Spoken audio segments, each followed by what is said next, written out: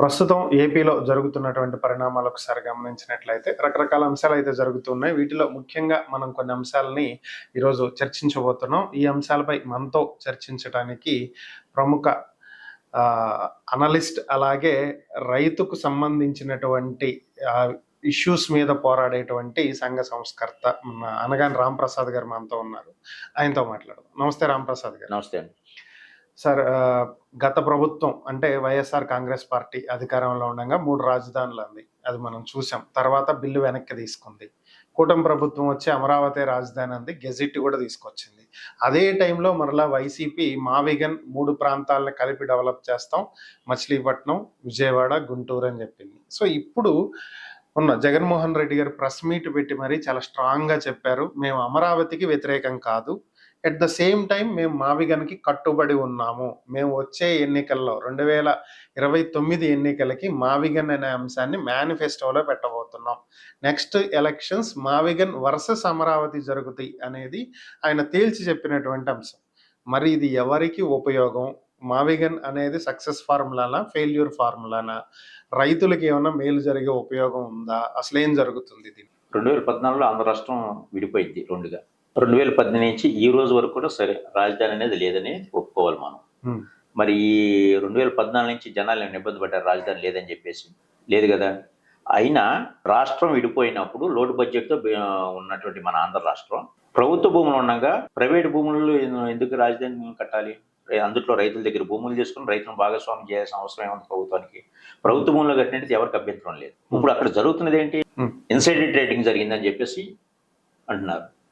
అప్పుడు చంద్రబాబు నాయుడు గారు 2014-19 మధ్యలో న్యాయమూర్తులకు కూడా ఒక ఫంక్షన్ ఏర్పాటు చేసి ఒక్కొక్కరికి 600 గజాల స్థలాలు ఇచ్చారని చెప్పేసి. ఆ న్యాయమూర్తులకు స్థలాలు ఇవ్వడం వల్ల ఏంటంటే వీళ్ళందరూ పెద్ద తలకాయలు ఉన్నాయి కాబట్టి ఈ ఇన్సైడర్ ట్రేడింగ్ జరిగింది అనేది రిపోర్ట్ ఎక్కడ బయటికి రాకుండా ఉండటం కోసం ఆ రకంగా చేసేది ఒక నానుడి ఉంది. ఇందులో మన ఎన్వి రమణ గారి పిల్లలు కూడా ఉన్నారు, వాళ్ళకు కూడా స్థలాలు ఉన్నాయన్న సంగతి అందరికీ తెలిసిందే. అది అంటే ముందలుగానే ల్యాండ్ ఆర్డర్ని అలా కంట్రోల్ చేసిన ప్రక్రియలో జరిగిన భాగం అది. అసలు నీకు ప్రభుత్వ భూములు ఉండగా ప్రైవేట్ భూములు ఎందుకు కట్టాలి? ఒకవేళ ఈ ప్రైవేట్ భూముల్లో ఇప్పుడు కట్టారు, మొత్తం రాజధాని ఇక్కడ డెవలప్ అయిపోయింది అనుకోండి, ఈ పాటి భూములు మేమేమో మా ప్రాంతం వెనకబడింది అన్నట్టు రాయలసీమలో కానీ ఇటు ఉత్తరాంధ్రలో కానీ మళ్ళీ మొదలుకే కదా. అసలు ఎందుకు ఈ రకం చేయాలి? అదే గవర్నమెంట్ భూముల్లో కట్టినట్టయితే ఎవరికి అభ్యంతరం ఉండేది కాదు, మొత్తం అన్ని ప్రాంతాలు డెవలప్ అయ్యేది. టెక్నాలజీతో అనుసంధానం చేసుకున్నట్టు బ్రహ్మాండంగా ఉండేది. ఇప్పుడు అంతకుముందు జగన్మోహన్ రెడ్డి గారు 3 రాజధానులు అన్నారు, మళ్ళీ ఇప్పుడు అట్ట కాదు మావిగన్ అంటున్నారు. ఇప్పుడు చంద్రబాబు నాయుడు గారు 2 లక్షల కోట్లు పైన పడుతుంది, ఇది ఆయన చెప్పిన మాటల ప్రకారమే అంటున్నారు డెవలప్ చేయడానికి. ఈ 2 లక్షల కోట్లు పెట్టుకున్నట్టయితే ఇరిగేషన్ ప్రాజెక్టులో విద్యా వైద్యంతో సహా ఆంధ్ర రాష్ట్రం సస్యశ్యామలం అవుద్ది. మరి అవిడ్స్ పెట్టి ఓన్లీ రాజధాని నయారాయపూర్ కట్టారు, అక్కడేముంది? సాయంత్రం 6 దాటితే ఒక్కటి ఉండలేదు. ఇప్పుడు కూడా అది జగన్మోహన్ రెడ్డి గారు ఇప్పుడు అన్నది ఏంటంటే ఈ మచిలీపట్నం, విజయవాడ, గుంటూరు మీద డెవలప్డ్ ఏరియా రహదారులు ఉన్నాయి, ఎయిర్పోర్ట్ ఉంది, బస్ స్టాండ్లు ఉన్నాయి, రైల్వే స్టేషన్స్ ఉన్నాయి, పోర్ట్ ఉన్నాయి. కాబట్టి డెవలప్డ్ ఏరియా కాబట్టి ఖర్చు తగ్గుతుంది, రహదారులు కూడా అక్కడ మొత్తం 0 నుంచి వెయ్యాలి. నువ్వు అక్కడ 2 లక్షల కోట్లు ఖర్చు పెట్టే బదులు ఇక్కడ 20,000తో ఖర్చు పెడితే సరిపోతుంది రాజధాని అనేది ఆయన యొక్క ప్రపోజల్.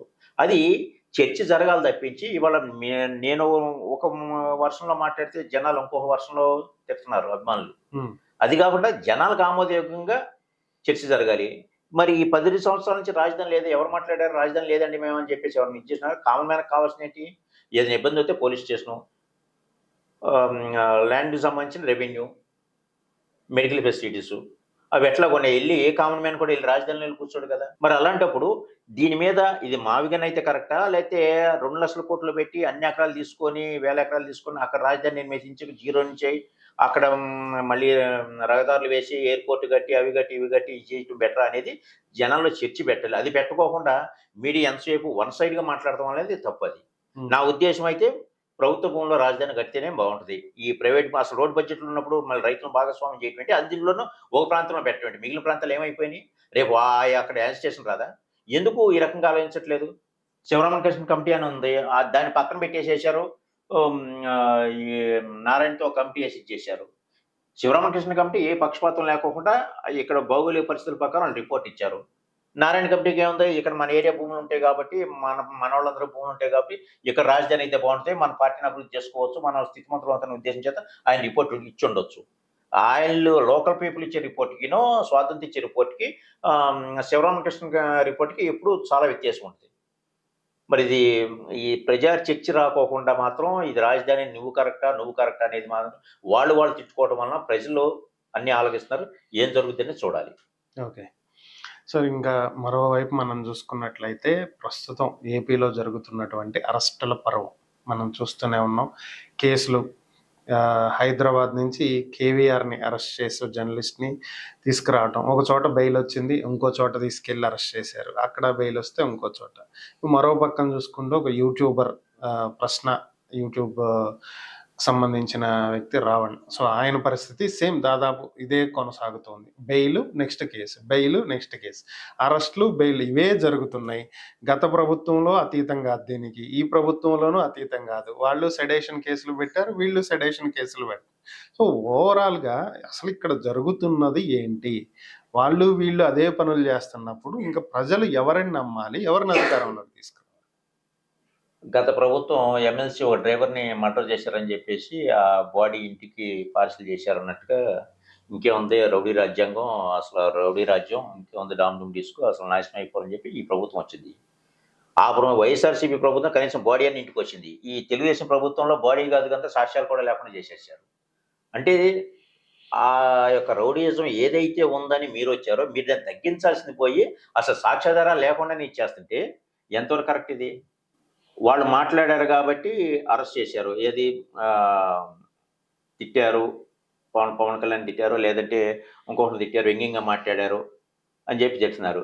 అసలు భావ ప్రకటన అనేది 2015లోనే 66 ఐటీలో ఎప్పుడోనే రద్దు చేసింది సుప్రీంకోర్టు. మాట్లాడొచ్చు. కాతే మితిమీరింది. అది ఎప్పుడు మితిమీరింది? అసెంబ్లీ సాక్షిగా బోండా ఉమ్మ గారు ఎమ్మెల్యే అరేయ్ ఏంట్రా వాగుతున్నావు? పాతేస్తా నా కొడకా అన్నప్పుడు మన వ్యవస్థలు ఖండించినట్టయితే ఇప్పుడు ఈ ప్రశ్న రావణ గాని, లేదంటే కేవీఆర్ లాంటి జర్నలిస్టులు గాని ఈ పరిస్థితికొచ్చేది కాదు.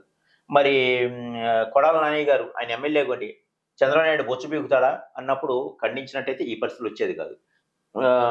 మరి ఇప్పుడు డిప్యూటీ సీఎంగా ఉన్నటువంటి పవన్ కళ్యాణ్ గారు గతంలో నా కొడకలారా చెప్పుతో కొడతాను, రాడ్లతో కొట్టుకుందామా, ఆకి స్టిక్కులతో కొట్టుకుందామా ఇట్లా అనేక మాటలు మాట్లాడినప్పుడు అవి ఖండించినప్పుడు ఇలాంటి వాళ్ళు బయటకొచ్చే పరిస్థితి లేదు. అప్పుడు వీళ్ళు ఆదర్శంగా ఉన్నటువంటి ఈ నాయకులు ఎంతమంది లక్షల మంది అభిమానులు ఉన్నటువంటి ఈ పొలిటీషియన్ వీళ్ళందరూ మాట్లాడిందే తప్పు కానప్పుడు, వీళ్ళిద్దరూ మాట్లాడిందే తప్పని ఎందుకు ఇచ్చేస్తున్నారు? వీళ్ళ పర్సెప్షన్ వేరుగా ఉంటది. ఇప్పుడు మనిషికి మాట తీరులో తేడా ఉంటది. పవన్ కళ్యాణ్ మాట తీరు ఒక రకంగా ఉంటది. కొడాలి నాని ఒక రకంగా ఉంటది. బోండమ్మ ఇంకా వీళ్ళు ముగ్గురే కాదు ఇంకా పొలిటీషియన్లు అందరూ కూడా ఇదే మాట. ఇప్పుడు అంతవరకు ఎందుకండి? మన విజయనగరం అశోక్ గజపతిరాజు గారు ఉన్నారు కదా! ఆయన ఇప్పుడు మీటింగ్ పెడితే ఒకరుండరు. ఆయన చాలా సౌమ్యంగా మాట్లాడతారు. జనాలు కూడా అలవాటు పడిపోయారు. మసాలా కావాలి. ఎవరిని ఎప్పుడు తిడుతున్నారా ఏంటి అనే దానికి అలవాటు పడిపోయారు జనాలు.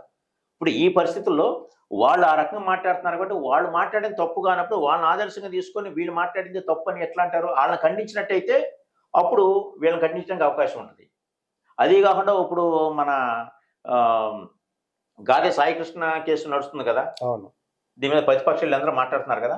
ఈ కేసును డైవర్ట్ చేయడం కోసం కూడా ఈ రావణ్ అనే వారిని అరెస్ట్ చేస్తున్నారని చెప్పేసి నా యొక్క అభిప్రాయం. ఇది ఎంతవరకు కరెక్ట్ ఇది? కేసు డైవర్ట్ చేయటానికే ఈ నడుస్తున్నాయి అంటారు. నిజంగా ఆళ్ళ మీద చూపించే శ్రద్ధ ఈ కేసులో చూపించండి.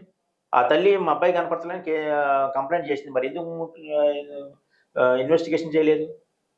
ఇంకా మొన్న హైకోర్టు కూడా ఎప్పుడైతే 29 లోపల జూన్ 29 లోపల మీరు హ్యాండ్ ఓవర్ చేయాలి అని చెప్పినప్పుడు మాత్రమే ఈ జగన్మోహన్ రెడ్డి గారు వీళ్ళందరూ వెళ్ళినప్పుడు వీళ్ళు అత్యుత్సాహం చూపించారు.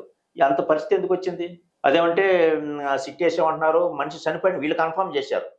కానీ సాక్ష్యాధారాలు లేవు. మరి అంతకని దీని మీద కదా శ్రద్ధ చూపించాల్సింది. ప్రజాస్వామ్యాన్ని కాపాడాల్సింది వీళ్ళు కదా! వాడు నేరస్తుడా కాదా అనేది కోర్టు డిసైడ్ చేస్తది. మీ స్టూడియోకి వచ్చాను ఏదో దొంగతనం జరిగింది. ఆ టైంలో అనగా రామప్రసాద్ కూడా వచ్చారంటే నేను కూడా అటెండ్ అవ్వాల్సిందే. అది నేరం నేను చేసినా లేదో కోర్టు డిసైడ్ చేయాలి. మీరెవరు డిసైడ్ చేయడానికి?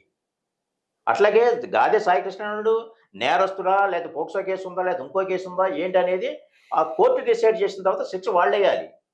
వీళ్ళెవరు డైరెక్ట్‌గా అక్కడి నుంచి తీసుకొచ్చేసారంట, చంపేశారంట, మరి సీసీ కెమెరాలు లేకుండా ఇచ్చేసారు.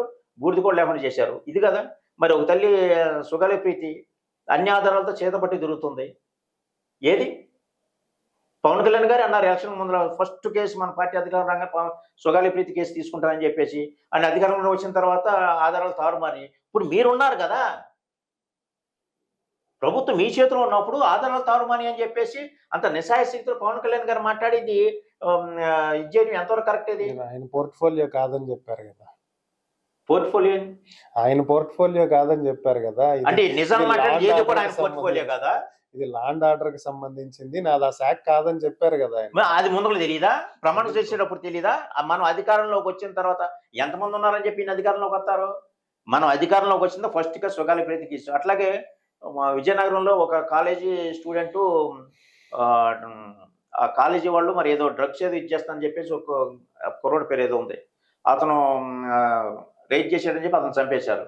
మరి ఇదే పవన్ కళ్యాణ్ గారు ఆ కాలేజ్ యాజమాన్యంతో మళ్ళీ ఫోటోలు దిగారు. ఏమనుకోవాలి వీటన్నిటిని? నిజంగా పవన్ కళ్యాణ్ గారు ఏమంటారు, నాకు దేశభక్తి ఎక్కువ, నాకు దేశం అంటే ఇది అంటారు. నేను ప్రజా సమస్య జాతీయ సమస్య ఇస్తున్నాను, అది మీ దగ్గరికే రానివ్వట్లేదు. అసలు మీ దగ్గరికి నేను జనవాణిలో ప్రోగ్రామ్ ఇది పెట్టాను, అసలు ఇంతవరకు దాని రిజల్ట్ ఏంటి తెలియదు. ఎంతమంది జనవాణిలు ఎత్తారు, ఎన్ని కంప్లైంట్ సక్సెస్ అయినాయి, ఎన్ని కంప్లైంట్ ఇదని ఏమన్నా లిస్ట్ ఉందా మీ దగ్గర?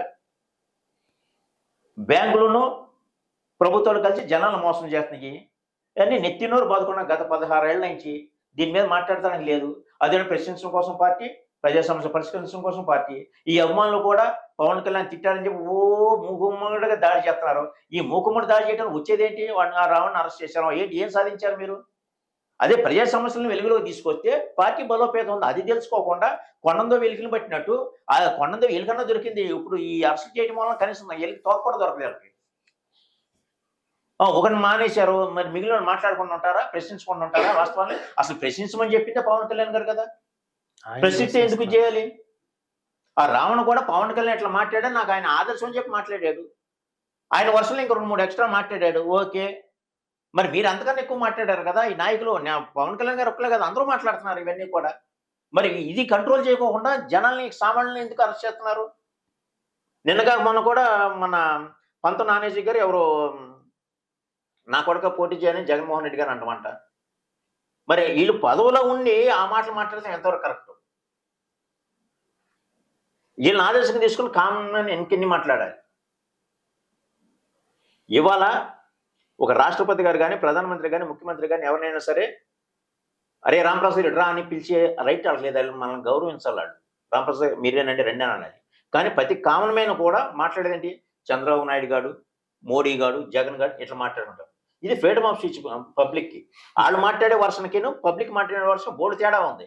అట్లాగే ఈ పొలిటీషియన్స్ అసెంబ్లీ సాక్షిగా లేకపోతే పబ్లిక్ స్పీచ్ ఇచ్చే స్పీచ్లకి కామన్ మ్యాన్ ఇచ్చే స్పీచ్ బోర్డు తేడా ఉంటుంది. వీళ్ళ లెవెల్ ఇంతవరకే. వాళ్ళు ఒక స్థాయిలో ఉండి వాళ్ళు లిమిట్స్ దాటి మాట్లాడినప్పుడు వీళ్ళు ఇంకా లిమిట్స్ ఏముంటాయి పబ్లిక్కి? రావణ్ కానీ లేదా కేవీఆర్ కానీ వీళ్ళందరూ కూడా పబ్లిక్ పార్ట్ ఆఫ్ ది లైఫే కదా. వాళ్ళకి రిస్ట్రిక్షన్స్ ఉన్నప్పుడు వాళ్ళే రిస్ట్రిక్షన్స్ దాటిపడినప్పుడు ఇంకా పబ్లిక్ రిస్ట్రిక్షన్ ఏముంది? అది అప్పుడు కంట్రోల్ చేయలేదు కాబట్టి ఇప్పుడు పరిణామాలు ఎదుర్కోవాల్సి వస్తుంది. ఎవరు కంట్రోల్ చేసి ఉండాలంటారు? వ్యవస్థ సిస్టమ్ కంట్రోల్ చేయాలి, అది జ్యుడిషియరీ కంట్రోల్ చేయాలి. ఆర్టికల్ 32 and 26 ప్రకారం ఎవరైనా యాక్సెప్ట్ చేయొచ్చు. బాధితుడే ఎప్పుడు కూడా కేసు పెట్టాలని లేదు. స్పందించే వాళ్ళు ఎవరైనా చేయొచ్చు. ఈ న్యాయమూర్తులు ఎవరైనా సరే ఇది మాట్లాడడం తప్పు ప్రజాస్వామ్యం నుంచి ఎందుకు మాట్లాడరు? ఎందుకు మాట్లాడరంటే ఈ పార్టీల చేత ప్రమోట్ అయినా ఆ పార్టీలు జెండాలు కడుతున్నారు వీళ్ళు, ఈ న్యాయమూర్తులకు సెలెక్ట్ అయినటువంటి వాళ్ళు. సో జ్యుడిషియరీ రాంగ్ అంటారు. మొత్తం సిస్టమ్ మరి న్యాయం చేయాల్సిన వాళ్లే కదా. జ్యుడిషియల్లో జడ్జిల ఎంపికలు కూడా చాలా దారుణంగా ఉంది. పార్టీలు ప్రమోట్ చేయడం ఏంటి అసలు? అందుకే కొలీజియం పెట్టుకున్నారు. ఏ కొలీజియం పెడితే ఏంటండి? ఆల్రెడీ ఒక లాయర్గా చేసి 10 సంవత్సరాలు ఎక్స్పీరియన్స్ ఉండి బార్ కౌన్సిల్ రిజిస్టర్ అయి ఉన్నవాడిని డైరెక్ట్గా పార్టీలు ప్రమోట్ చేసి హైకోర్టు జడ్జిని కూర్చోబెడుతున్నాయి. ఈ 10 సంవత్సరాలు వీళ్ళు బార్ కౌన్సిల్ రిజిస్టర్ అవుతారు. ఈ 10 సంవత్సరాలు పార్టీకి జెండాలు మొత్తానే ఉంటారు వీళ్ళు. డైరెక్ట్గా తీసుకెళ్లి హైకోర్టు జడ్జిలు చేస్తే తర్వాత సుప్రీంకోర్టు జడ్జిలు అవటం ఇవన్నీ అవటం ఏంటది? రాజ్యాంగం ఏం చేసింది? అప్పుడు పరిస్థితులను బట్టి 10 సంవత్సరాలు ఎక్స్పీరియన్స్ ఉంటే లాయర్ చేస్తే చుట్టుపక్కల ఉన్న పరిస్థితులు గ్రౌండ్ రియాలిటీ తెలుస్తుందని చెప్తే దాన్ని మనోళ్ళు అచ్చంగా పార్టీల కోసం వాడేసుకొని డైరెక్ట్గా జడ్జిని ప్రమోట్ చేస్తాను. ఇంకా నీకు సిస్టమ్ ఎక్కడ బాగుపడుద్ది? ఇది 100% రాంగు. జడ్జి ఎంపిక అనేది అంత ఇలువ లేని పదవా అది? ఓకే. అదే జగన్మోహన్ రెడ్డి గారు ట్వీట్ చేయటం జరిగింది. రావణ్‌ని ఉద్దేశించి "హే రామ్ సేవ్ ఆంధ్రప్రదేశ్" అని చెప్పి ఆయన ఒక ట్వీట్ పెట్టారు. సుదీర్ఘంగా ఇప్పుడు మనం మాట్లాడుకున్న ప్రతి అంశాన్ని ఆయన ట్వీట్‌లో చాలా కూలంకషంగా రాయటం జరిగింది. మరి ఆయన ట్వీట్ దే మనం ఏ విధంగా చూడొచ్చు? ఓ పక్క టీడీపీ వైసీపీని ఆరోపిస్తుంది. రావణ్‌ని వెనకుండి వైసీపీనే నడిపిస్తుంది. ఆయనకు అండగా వైసీపీ ఉండి ఇదంతా ప్లాన్ చేసి చేపిస్తుంది అని. దానికి సపోర్ట్ ఇస్తున్నట్టుగానే జగన్ గారి ట్వీట్ కనిపిస్తుంది. దీన్ని ఎట్లా చూడాలి? ఏమంటే గాదే సాయికృష్ణ చనిపోయాడు. సిఐ నాగరాజు అరెస్ట్ అయ్యాడు. చనిపోయింది కాపు, అరెస్ట్ అయిన సిఐ కాపు అని మాట్లాడిన చంద్రబాబు నాయుడు గారు. హ్మ్. అంటే కాపులు కొట్టుకుంటే నేరం కానట్ట? ఇక్కడ కులం ఎందుకు వస్తది? మతం ఎందుకు వస్తాయి? ఈ కుల రాజకీయాలు చేయాల్సిన అవసరం ఏంటి? ఈ కుల రాజకీయాలు చేసి పార్టీలు పాపం గడుపుకుంటున్నాయి. ఇప్పుడు సాయి గాదికృష్ణ నేరం చేశాడా లేదా కోర్టు డిసైడ్ చేయాలి. యెస్. అతను చంపాడా లేదా? అసలు నువ్వు చంపాల్సిన అవసరం ఏముంది? నువ్వు సీసీ కెమెరాలు ఇటన్నీ మాయం చేయాల్సిన అవసరం ఉంది, కాల్చి బూట్ చేయాల్సిన అవసరం ఉంది. సీఏ నాగరాజ్ని ఇన్వెస్టిగేషన్ చేసి వాస్తవాలు బయటికి పెట్టాలి. నీ యెస్. వెనకాల ఎవరున్నారు ఏంటి అనేది. యెస్. అది పెట్టకుండా చచ్చిపోయినోడు కాపు, చంపినోడు కాపు, ఇదేం లెక్క? మరి చంద్రబాబు మాట్లాడటం కంటే ముందే ప్రతిపక్షాలు ఒక కాపు వ్యక్తిని చంపారు అని చెప్పి తీసుకొచ్చినప్పుడు అది కూడా రాజకీయమే కదా! నేను కులాన్ని అనేది అక్కడ ఎందుకు తీసుకొచ్చారు? రాజకీయ కోణంలో చూడకూడదు. నేను అనేది అది ఏ పార్టీ అయినా కానీ, నేను అనేది పార్టీలు కులం ఎందుకు వస్తుంది, మతం ఎందుకు వస్తుంది అంటున్నా నేను. చనిపోయిన వ్యక్తి కులంతో సంబంధం ఏంటి? చంపినోడికి కులంతో సంబంధం ఏంటి? లేదు. ఎవరికీ కులంతో సంబంధం లేదు. ఇప్పుడు బాబు ప్రకటన అని సుప్రీంకోర్టులోనే కొట్టేసింది కేసు. 66 ఐటీ యాక్ట్ 2015లోనే 2021 వరకు కూడా మళ్ళీ కేసు నడుతుంటే మళ్ళీ మందలిచ్చితే అన్ని పోలీస్ స్టేషన్కి ఆర్డర్స్ వచ్చినాయి. ఆ యాంగిల్లో అసలు 4 చోట్ల బెయిల్ ఇచ్చారు కదా, అరెస్ట్ వారెంట్ కూడా లేకుండా మామూలుగా పోలీస్ బెయిల్ ఇచ్చి పంపించారు, స్టేషన్ బెయిల్ ఇచ్చి పంపించవచ్చు అని చెప్పి ఇచ్చింది. మళ్ళీ కావాలని చెప్పేసి ఉగ్రవాదం కేసులు, ఉగ్రవాదం మరి ముందర ఎందుకు పెట్టలేదు? ఉగ్రవాదం కేసు ఇప్పుడు దాకా ఎందుకు ఇచ్చేశారు? ఇందులో బెయిల్ వస్తుందని చెప్పేసి ఉగ్రవాదం కేసు పెట్టారా? ఇంత ఉగ్రవాది అయితే ముందర ఎందుకు అరెస్ట్ చేయలేదు? ఉగ్రవాదం ఇప్పుడు దాకా అన్ని ఛానల్స్లో అన్ని వీడియోస్ మాట్లాడేదాకా ఉగ్రవాదం ఎందుకు చూస్తా కూర్చుంది ప్రభుత్వం? ఉగ్రవాదే కదా, ఎందుకు చూస్తా కూర్చుంది?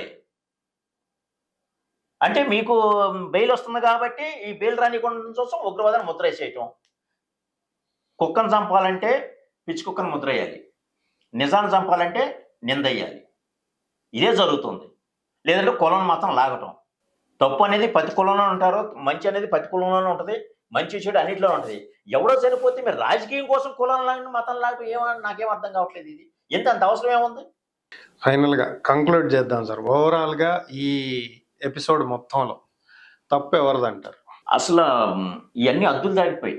భావ ప్రకటన కానీ ఇవన్నీ కూడా హద్దులు దాటిపోయాయి. ముందల నుంచి వ్యవస్థలు మొత్తం ఎవడ అధికారులు ఉంటే వాళ్ళ చేతిలోకి వెళ్ళిపోయినాయి తప్పించి, ఇవాళ నేను కూడా ఏదైనా మాట్లాడితే రేపొద్దున నా బైక్‌లోనో లేదా నా కార్‌లోనో గంజాయి బయటేసి ఇటు గంజాయి సప్లై చేస్తున్నాడు అనొచ్చు. లేదంటే ఎవడన్నా ఈ నక్సలైట్ నుంచో ఉగ్రవాది నుంచో ఫోన్ చేపించి వాళ్ళే డిపార్ట్మెంటల్ కసిగట్టి ఫోన్ చేపించేసి వీడికి నక్సలైట్‌తో ఉగ్రవాదులతో కూడా సంబంధం ఉందని కూడా చెప్పొచ్చు.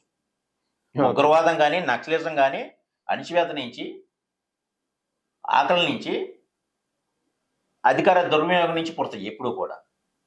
అది సరిదిద్దుకోకుండా నిజం మాట్లాడడంలో ఉగ్రవాది అని అంటే ఎంతవరకు కరెక్ట్ అది? ఇది మీరు చేసిన తప్పును సరిదిద్దుకునే ప్రయత్నం చేసి ప్రజాస్వామ్యాన్ని కాపాడాలి. నిజంగా మీకు ప్రజాస్వామ్యం ఉంటే ఈ ప్రభుత్వ పథకాలు అన్నీ మోసమే జరుగుతున్నాయి. దాన్ని న్యాయం చేసే విధంగా మీరు ఇచ్చేయండి. పవన్ కళ్యాణ్ గారికి కూడా నేను దేశం కోసం ఉన్నాను అంటున్నారు కదా, నిజంగా ఇది ఉంటే రమణ డైరెక్ట్గా ఎవిడెన్స్ ఇస్తున్నాను. నేను ఎవిడెన్స్ లేకుండా కాదు, నేను ఎవిడెన్స్ ఇస్తున్నాను, ఇది తప్పు అని చెప్పి మాట్లాడమనండి. ఆయన మాట్లాడితే చాలు. అసలు సమస్య ఇన్ని చేతులు లేదు, పరిష్కరించాల్సింది సుప్రీంకోర్టు పరిష్కరిస్తుంది. వైరల్ అవుద్ది, ఒక కామన్ మ్యాన్ వెళ్తే అవ్వట్లేదు. మీకు లక్షల మంది అభిమానులు ఉన్నారు, మీ పార్టీ స్ట్రెంత్ అవుద్ది. ఎంతకాలం అని చెప్పి దోపిడీ చేస్తారు? ప్రజలు ఎందుకు మభ్య పెడతారు? నిజాలు మాట్లాడకూడదు, మీరు స్పందించకూడదు, మిమ్మల్ని ఏమనకూడదు, మీరు ఎన్నైనా అనొచ్చు. ఇది ఎక్కడ ప్రజాస్వామ్యం? అది చంద్రబాబు నాయుడు గారు కావచ్చు, జగన్మోహన్ రెడ్డి గారు, పవన్ కళ్యాణ్ గారు, ఎవరైనా సరే వీటి మీద ప్రజా సమస్య మీద మాట్లాడుకోకుండా ఏదన్నా అతి జరిగితే దాని మీద కుల రాజకీయాలు చేయటం, మత రాజకీయాలు చేయటం. ఇప్పుడు మావిగన్ను అమరావతి అంటున్నారు, ఇందులో ఏది బెటర్ అనేది చర్చకి పిలిపించండి, మాట్లాడదాం. అది సామరస్యంగా ఉంటుంది, ఆంధ్ర రాష్ట్రానికి కూడా ఆరోగ్యకరంగా ఉంటుంది. అది మాట్లాడుకోవడం ఎవరు ఇష్టం వచ్చినా మీరు పోట్లాడుకోవడం, మీ మీడియా ఛానల్స్తో వీళ్ళని దాడి చేయడం, ఈ మీడియా ఛానల్స్తో వాళ్ళని దాడి చేయడం, ఇది ప్రజల్ని భయభ్రాంతులకు గురి చేయడం తప్పించి ఏంటి ఉపయోగం? సంస్కారం అంటే చర్చకి పిలిస్తే ఎవరైనా వస్తారు మాట్లాడటానికి. అలాంటి చర్చలు నడిచి ప్రజాస్వామ్యాన్ని బతికించే విధంగా ఉండాలి తప్పించి వాళ్ళు పోలీస్ స్టేషన్లో 4 కేసులు, కోర్టులు 4 కేసులు బెయిల్ ఇచ్చినా కూడా వీడిని ఏమైనా సరే అరెస్ట్ చేయాలని చెప్పి కక్ష కట్టి ఉగ్రవాదం కేసులు పెట్టి, లేతే బాడీ కనపడకుండా కాల్ చేసేసి, సాక్ష్యాలను తారుమారు చేసేసి, ఈ రకంగా ప్రజాస్వామ్యం, ఇది ఎక్కడ ప్రజాస్వామ్యం నాకు అర్థం కాలేదు. ప్రజాస్వామ్యం ఎట్టంటారు ఆంధ్ర రాష్ట్రాన్ని? ఇంకా పెట్టుబడులు ఏమవుతాయి మన రాష్ట్రానికి? మీరు అభివృద్ధి అంటున్నారు. ఈ రోజు యువత మొత్తం చెడిపోవడానికి కారణం ప్రభుత్వాలే. ఉద్యోగావకాశాలు కల్పించట్లేదు కాబట్టి వాళ్ళు డ్రగ్స్‌కి అడిక్ట్ అవుతున్నారు, బ్యాడ్ హ్యాబిట్స్‌కి అవుతున్నారు, అత్యాచారాలు ఇవన్నీ కూడా అవుతున్నాయి. ప్రభుత్వం ఉద్యోగాలను కల్పించినట్టయితే ఎవరి పనులు వాళ్ళు ఉంటారు. ఖాళీగా ఉన్నప్పుడు ఇవన్నీ కూడా వస్తాయి. దాని బాధ్యత ప్రభుత్వమే వహించాలి పూర్తిగా. మరి 25 టన్నుల కంటైనర్ డ్రగ్స్ పట్టుకున్నారని చెప్పి జగన్మోహన్ రెడ్డి ప్రభుత్వం అన్నారు. అప్పుడు మీదని ఇద్దరు కొట్టుకున్నారు. ఆ డ్రగ్స్ సంగతి ఏమైంది మరి? 25 టన్నులు ఏమైపోయింది అది? అంటే ఈ రాజకీయ నాయకుల ప్రోద్బలం ఉంది. వెనకాల రాజకీయ నాయకులదేనా డ్రగ్స్? దాంతో వ్యాపారం చేస్తున్నారా? ఎలికలు తినేసి ఉంటాయి సార్. దాంతో వ్యాపారం చేస్తున్నారు అంటున్నా నేను. ఇది డ్రగ్స్ కంట్రోల్ కావట్లేదంటే 100% రాజకీయ నాయకుల సపోర్ట్‌తోనే అవుతుందని నేను ప్రగాఢంగా నమ్ముతున్నా. 100%. సిట్టింగ్ ఎంపీ దొరికితేనే దిక్కులేదు సార్ డ్రగ్స్ కేసు. 100% పొలిటీషియన్లు ఉంటేనే బ్యాక్‌గ్రౌండ్ వాళ్ళే వ్యాపారం చేస్తున్నారు. డ్రగ్స్ వ్యాపారం చేసి పొలిటీషియన్లు. అందుకనే దీన్ని కంట్రోల్ చేయలేకపోతున్నారు. ఓకే. థ్యాంక్ యూ రాంప్రసాద్ గారు. ఈ అంశాల మీద మీ విశ్లేషణ అందించినందుకు ధన్యవాదాలు.